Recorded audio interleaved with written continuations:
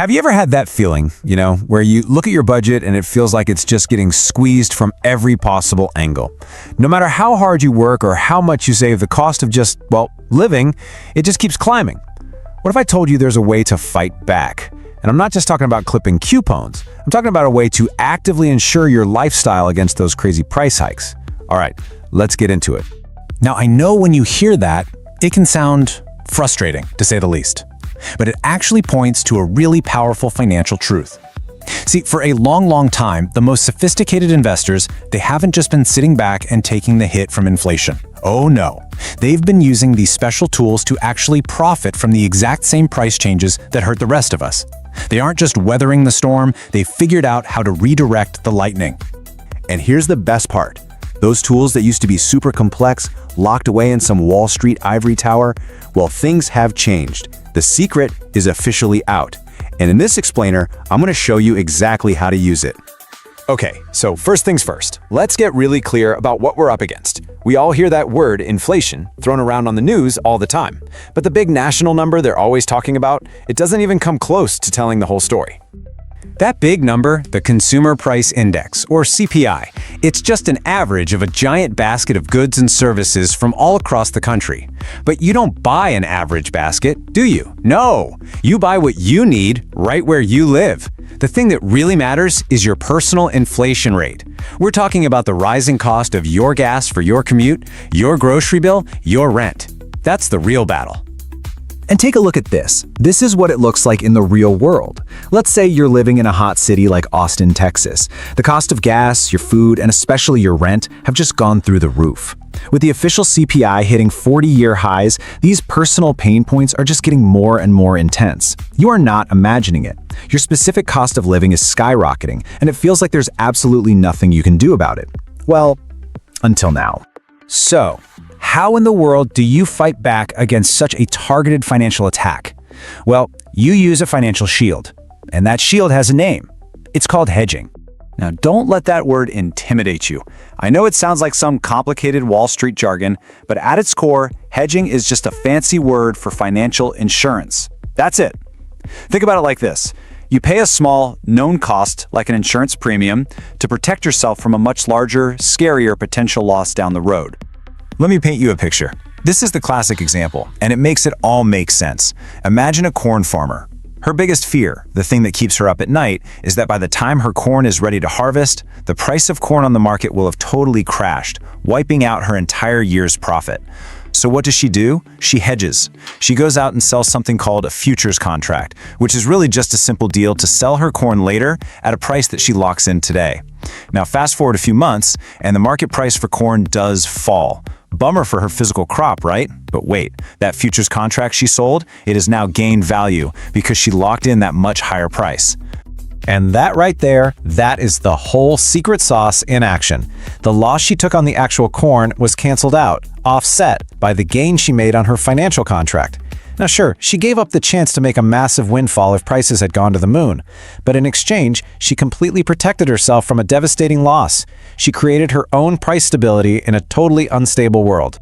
Now, for decades, that kind of financial superpower was basically reserved for giant corporations or Wall Street trading firms.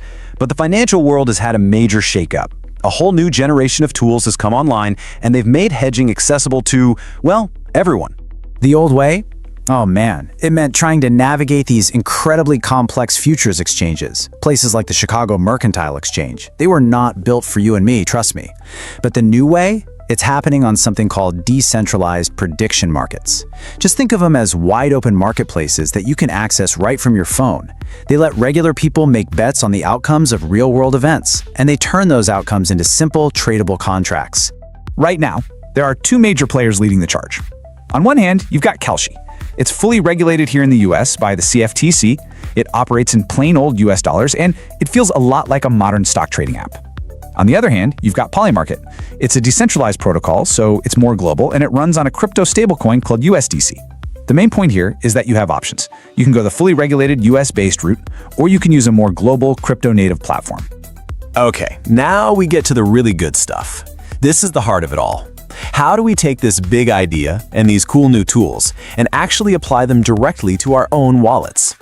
Let's ask a really direct question. What if you're saving every penny you can for a down payment on a house, but you're terrified that by the time you finally have enough saved up, prices in your city will have shot up so high that your dream home is completely out of reach? Sound familiar? Let's go back to our Austin example. I want you to meet Alex. Alex is a first-time homebuyer, has been saving diligently, but watches in horror as the Austin housing market gets hotter and hotter every single month. Alex is seriously worried that their savings just can't keep up.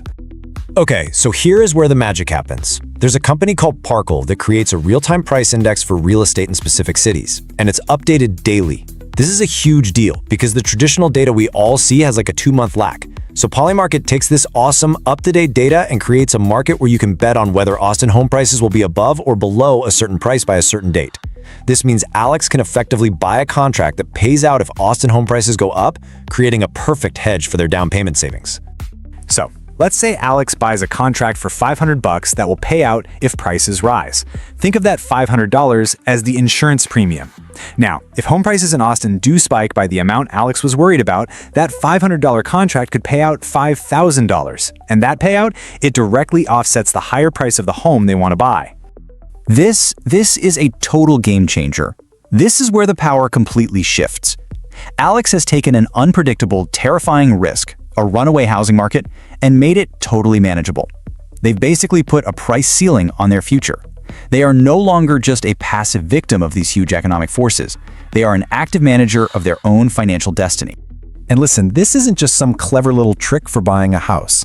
This represents a fundamental, massive change in how all of us can manage our personal financial risk. All right, let's recap the big takeaways here. First, stop thinking about inflation as some generic number on the news and start focusing on your personal inflation rate. Second, understand that hedging is just a powerful form of insurance for your budget. Third, recognize that these amazing new platforms have put these tools right in your hands. And finally, the big one, embrace that mindset shift. You can go from being a victim of the economy to being an active manager of your own financial life. And believe me, this is just the beginning. The co-founder of Ethereum, Vitalik Buterin, has actually talked about this exact idea. Just imagine a future where your phone or some personal AI assistant analyzes your spending habits and then automatically goes out and buys tiny little hedge contracts to protect you against rising prices on the specific things you buy every week. Wild, right? What we are witnessing right now is the very beginning of something huge. It's the ability for everyday people to get access to the same kind of sophisticated risk management tools that were once the exclusive playground of giant corporations and the super wealthy. So that brings me to my final question for you. I want you to really think about your own budget. What's the one thing that keeps you up at night? Is it the price of gas for your commute? Is it the cost of groceries for your family, your rent? What is that one expense that causes you the most stress? Go ahead and drop your answer in the comments below. I'd really love to see what you all are thinking about. And hey, if this explainer helped you see your finances in a totally new light, a quick like and subscribe is always appreciated. It helps us keep making more of these for you. Wow, that was something, right? But don't go anywhere, there's more coming, and it's gonna make you think in a whole new way. Quick reminder, if you like learning cool stuff without the fluff, subscribe now. You won't regret it. Hey everyone, and welcome back to the Violet Vault. All right, let me ask you something right off the bat. How much time did you spend scrolling on your phone today? An hour? 2? 3? Now what if I told you that every single second of that time is actually worth real money? But here's the kicker. Right now, you're not seeing a single dime of it. You are giving away one of your most valuable assets for free. Today, we're going to pull back the curtain on this whole system and explore a new, kind of radical idea where you actually get paid for your screen time. I mean, just let that sink in for a second. This one sentence says it all, doesn't it? It's not an exaggeration, folks. The entire digital ad world, we're talking billions upon billions of dollars, is built on one thing: capturing your focus. But all that value, all that cash, it flows straight to the big platforms and the advertisers, and it completely leapfrogs right over you, the person who's actually providing the attention in the first place. So, before we can talk about the fix, we really have to get our heads around the problem. And trust me, it is a big one. Some economists actually have a pretty intense name for what's happening. They call it a heist. Let's break down exactly what this attention theft really is. See, this changes everything. We're not just talking about annoying pop-up ads here. This frames it for what it is, an economic deal where you're a critical part of the transaction, but you're the only one walking away with empty pockets. Your attention is the product being sold, and you're not getting your cut. It's really as simple as that. Oh, and it gets so much worse. Not only are you not getting paid, you're actually paying to be advertised to. It's wild, right? Based on industry research, the average cell phone user here in the US pays about this much, $23 a month, out of their own pocket, in data charges, just to download the ads and trackers they never even wanted. Think about that. You are paying for the privilege of having your attention stolen. And here's the really crucial piece of the puzzle. The more we get bombarded with content, the more scarce our real, focused attention becomes. And you know what they say in economics, right? Scarcity drives up value. The price that advertisers are willing to pay for a moment of your genuine focus has absolutely skyrocketed. But has any of that extra value made its way back to you? Nope, not a chance. Okay, so this brings us to a really powerful mental shift. It's time we stop thinking about our focus as just something we spend when we're bored. It's a real, tangible, personal asset. It's time to start thinking of it as your cognitive capital. This is the big idea, right here. Cognitive capital. Just like financial capital, money in the bank, it's a resource that belongs to you. And just like money, you can either let it get wasted, or you can invest it and make it work for you. Right now, most of us are just letting our cognitive capital get siphoned away for free. The big question is, how do we flip the switch and start charging for it? Let's make this super clear with a quick story. Meet Mark. Mark's a pretty typical guy. He scrolls his phone for a few hours every day, watches videos, sees hundreds of ads. At the end of the day, he's made exactly $0. Now, meet Clara. Clara does the exact same thing. She browses, she watches, she sees ads, but there's one huge difference. Clara has an attention wallet. Her screen is basically private property, and if an advertiser wants to put something on it, they have to pay her a toll. So she's making a cool $150 a month. Same activity, totally different outcomes. So the big question is, how do we all go from being Mark to being Clara? Well, the answer is in this new model for the internet, built around this idea of an attention wallet. And listen, this isn't some science fiction fantasy. The technology to make this a reality is actually being built as we speak. The beauty of this new system is that it's designed to be a win-win-win. It completely rebalances the power. You, the user, finally get paid for your attention, and your privacy is totally locked down. The websites and publishers you visit, they actually end up making more money because they cut out all the shady middlemen. And the advertisers, they get exactly what they always wanted, a guarantee that they're paying for real human eyeballs, not some bot farm in a server rack somewhere. Now, I know what you might be thinking. This sounds great, but how does it work without just creating a new, different way for companies to track you? That's a fair question. So let's pop the hood and look at the engine, because the tech is specifically built to make privacy the #1 priority. The whole thing runs on a concept called decentralized identity. Here's the simple way to think about it. Right now, Google, Facebook, they hold all your data. In this new world, you are the holder of your data. It lives with you. So when an advertiser wants to know if you're, say, a sports fan, you don't hand over your browsing history, you just send them a secure digital proof that basically says, yep, I'm a sports fan, without revealing anything else about yourself. You're in complete control. The secret sauce that makes all this privacy possible is a piece of tech called a zero-knowledge proof, or ZKP for short. I know, it sounds super nerdy, but the idea is game-changing. It lets you prove that something is true, without revealing any of the secret information that makes it true. And here is the perfect real-world example. Imagine walking up to a bar, and instead of showing the bouncer your driver's license, you just show them a little green check mark on your phone. All the bouncer learns is one single fact: this person is over 21. They don't learn your name, your address, your eye color, nothing. That is the kind of powerful privacy we're talking about bringing to the entire internet. Now, it's really important to understand this isn't just about making a few extra bucks watching ads. That's just the beginning. This whole concept of turning your attention into an asset is the first step in a much, much bigger economic shift. We're moving from a world that values raw data to one that values intelligence itself. This quote right here nails it. The next massive economic wave isn't just about who has the fanciest AI, it's about who owns the systems that are constantly learning and getting smarter. And what's the fuel for those learning systems? It's your attention, your data, your choices. It is the bedrock of this entirely new form of capital. So what would you even do with these tokens you earn? Well, they'd act like a native currency for the internet. You could use them to get past the paywall on your favorite news site, buy a cool digital item in a game, or, and I love this one, tip your favorite YouTubers or writers directly, cutting out the middleman completely.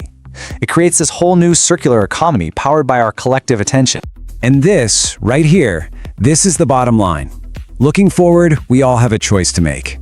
You can either be a passive consumer, where the value of your attention and data is just taken from you, or you can become an active generator of your own capital, deciding who gets to use it and what they have to pay for it. One path rents your future, the other one lets you build it. So that really brings us to the final, crucial question I want to leave you with. Now that you know your attention has real monetary value, what are you going to do about it? The technology to build your own attention wallet is emerging right now. The only thing left to decide is whether you're ready to see your focus not just as time you spend, but as a valuable asset that you own, protect, and maybe even monetize. Let me know down in the comments, is your attention an asset you'd be willing to sell? I'm really curious to hear what you think. As always, if you got value today, do me a favor and hit that like button, and make sure you're subscribed so you don't miss our next one. Wow, that was something, right? But don't go anywhere, there's more coming, and it's going to make you think in a whole new way. Quick reminder, if you like learning cool stuff without the fluff, subscribe now. You won't regret it. All right, let me ask you something. What if that one bill you probably dread every single month? Yeah, your power bill. What if you could flip it completely on its head and actually have it pay you? It sounds like science fiction, right? But it's not.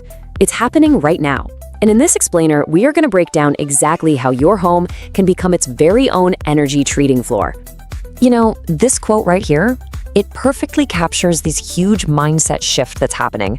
For pretty much all of us, for our entire lives, electricity has just been another utility, a bill that shows up and you have to pay it. But for a really smart and growing group of people, it's become a market they can trade in right from their own garage. It's a fundamental change from just being a consumer to being an active player in the game. Okay, let's make this super clear. Picture two people. On one side, you've got, let's call him David. David's like most of us, right? He uses electricity, he gets a bill, he pays it. The story ends there. But then you have Elena. And Elena is playing a totally different game. Her home is set up to trade energy. So instead of just getting a bill, she actually gets what you could call a power dividend. So how on earth is she doing that? Well, she's turned her house from a liability into an active financial asset. And that's really the core of what we're talking about today, the idea of the home trading floor. The goal here is ambitious, but it's simple, to transform one of your biggest monthly expenses into an automated source of income. And look, the way this works is actually way simpler than you might think. All it takes is some solar panels on the roof and a battery on the wall. With that set up, your home isn't just a passive consumer of electricity anymore. Now it can generate its own power, it can store it, and this is the key part, it can even sell that power back to the grid. Your home literally becomes your own personal mini power station. Okay, so you've got this mini power station in your house. Awesome. But how do you actually make money with it? Well, it all comes down to a strategy that Wall Street has been using for like forever. Arbitrage. We're just applying that same concept, buy low, sell high, to the huge price swings that happen in the energy market every single day. So what is energy arbitrage? Don't let the fancy term fool you. It's just buy low, sell high. That's it. But instead of stocks or bonds, the commodity we're trading here is electricity. The whole trick is just having a place, your home battery, to store that electricity between when you buy it cheap and when you sell it for a premium. And the whole process really boils down to 3 super simple steps. Step 1, you generate or buy power when it's cheap. That could be soaking up free energy from your solar panels during the day, or it could be pulling power from the grid at 3 a.m. when almost nobody's using it. Sometimes prices even go negative, which is crazy. They will literally pay you to take electricity off their hands. Step 2, you store that super cheap energy. And step 3, you sell high. Your system automatically pushes that power back to the grid around, say, 6 p.m. when everyone's getting home from work, turning on their lights, and firing up their ovens. And this, my friends, this price spread is where all the magic happens. I mean, just look at these numbers. You could be buying power for just 3 cents a kilowatt hour, and then, just a few hours later, selling that same power for 40 cents. That's, what, a 13x return? And this happens pretty much every single day. That gap, that's your profit. Then sometimes that little gap becomes a Grand Canyon. During really extreme events, like a massive summer heat wave, when everyone is blasting their AC, the wholesale price of power can just go vertical. We have seen prices spike to an unbelievable $18 per kilowatt hour. Now, imagine your battery selling all of its stored power during one of those spikes. You could make enough money in a single afternoon to wipe out your power bill for months, maybe even the whole year. Okay, so I know what you're thinking. This sounds incredible. Maybe even a little too good to be true, right? So what do you actually need to pull this off? Let's pop the hood and take a look at the Trader's Toolkit, the essential gear for running your own personal garage hedge fund. So the heart of the whole operation is the home battery. This is your arbitrage vault. You can see some of the big names right here. You've got sleek all-in-one systems like the Tesla Powerwall, which people love for its amazing app and user experience. But then you also have these cool modular systems from companies like BYD and Enphase. They're awesome because you can start with a smaller battery and then just add more capacity as you go. Honestly, there's no single best one. It's all about what fits your home, your budget, and your goals. But the battery is just the muscle, right? It's the volt. You also need the brains to tell it when to buy and when to sell. And you've got a few options here. You could join what's called a virtual power plant, or a VPP. Think of this as the set it and forget it option, where a company automates all the trading for you. Or you can use smart apps that help you optimize everything. And then for all my fellow nerds and tinkers out there, there are even open source tools that let you code your very own trading algorithms for complete control. How cool is that? But hold on, this is where the whole thing just goes to another level. Because for a lot of you watching, the biggest, most powerful battery you own, well, it's not hanging on your wall. It's parked in your driveway. This is the game changer, folks. It's a technology called vehicle-to-grid, or V2G for short. It's basically a special kind of charger that turns the electricity flow into a two-way street. Not only can your car pull power from the grid, but it can send power back to the grid. Your EV battery, which can be 5, 6, even 7 times bigger than a typical home battery, suddenly becomes your most valuable trading asset. Okay, I can hear you through the screen right now. You're thinking, this is really cool, but is this even legal? Is my power company gonna let me do this? And the answer, my friend, is becoming a resounding yes. That's because the fundamental rules of the entire energy grid are being rewritten as we speak. Okay, so to really get this, let's learn a little bit of the lingo so you can sound super smart. The official industry term for all this stuff we've been talking about, your solar panels, your home battery, your EV, is distributed energy resources, or DERs. They're distributed because, well, they're spread out all over the place, not sitting in one giant power plant. And right here in the US, there's a landmark federal ruling that's basically the golden key unlocking the full potential of all these DERs. It's called FERC Order 2222. And you can think of it as the single most important rule change that is opening up the entire wholesale energy market to regular homeowners like you and me. So what does this magic key actually do? Well, first, it basically forces the grid operators to get rid of the old, outdated rules that were designed for giant power plants and made it impossible for small home batteries to play. Second, and this is huge, it allows companies to bundle or aggregate thousands of individual homes to act like one giant power plant. And third, it lets that group of homes compete directly in the big league wholesale markets, earning the same huge payouts as the traditional power companies. It's about letting the little guys team up and play on the same field as the giants. Look, all of this, it paints this incredible picture of the future, right? A future where we, the owners, are in control. It's more democratic, it's decentralized, but like with any huge change, it forces us to stop and ask a really, really important question. As we transform our electric grid from a simple utility service into a dynamic, complex marketplace, what happens to the people who can't afford a ticket to get in the game? Who gets left on the sidelines? And this isn't just me wondering. Experts are pointing out the risk here, and this quote lays it out perfectly. We could be accidentally building a future where the only people who get a good deal on electricity are the ones who can afford to become active energy traders, and that could create a deeply unfair two-tiered system. And let's be honest, the challenges here are very, very real. The upfront cost of all this hardware, it's significant. Not everyone has that kind of cash. And what if you're renting, or you live in a high-rise apartment building? You can't just decide to install solar panels. This creates a serious risk of what some are calling an energy divide, where the people who can afford to play this new game save a ton of money, while everyone else gets left behind to pay even more. So what's the takeaway from all this? The bottom line is that the technology is finally here. The rules are changing, and you, the individual homeowner, are being placed right at the center of the future of energy. The opportunity is absolutely incredible, but the real challenge, the important work ahead for all of us, is to make sure that this new energy future is accessible, that it's equitable, and that it works for everyone, not just the people who can afford to build a trading floor in their garage. Thank you for spending time with us here at the Violet Vault. Don't forget to like, subscribe, and drop your thoughts in the comments below. I'd love to hear from you. Until next time, stay focused and keep growing.